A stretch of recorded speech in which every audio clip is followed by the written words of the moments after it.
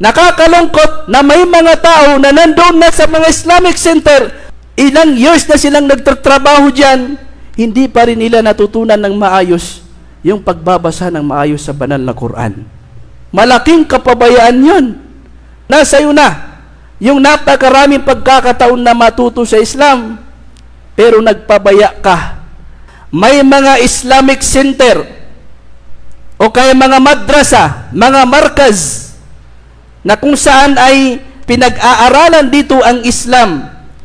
May mga tao na hinahire para magtrabaho sa mga Islamic Center na ito o kaya sa mga madrasa bilang tagawalis, bilang tagapagluto, driver, anumang trabaho.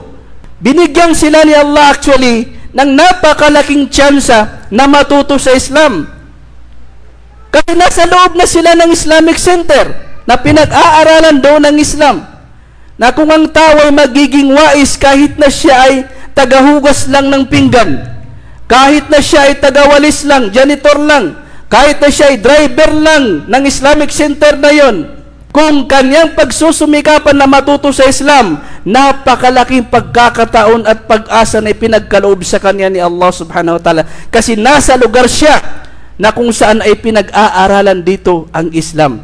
Nakakalungkot na may mga tao na nandun na sa mga Islamic Center, ilang years na silang nandun sa Islamic Center, ilang years na silang nagtatrabaho dyan, hindi pa rin nila natutunan ng maayos yung pagbabasa ng maayos sa banal na Quran. Malaking kapabayaan yun.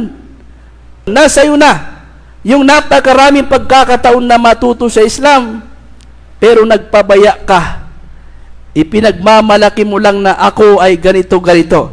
Ako ay nakapagtrabaho ako sa center na ito, Islamic Center na ito. Ako ay nakapagtrabaho sa markaz na ito. Pero hindi mo napakinabangan, hindi mo natutunan yung mga kalaman na itinuturo doon. Samantalang kung ikaw ay magsusumikap, ay matututunan mo ito.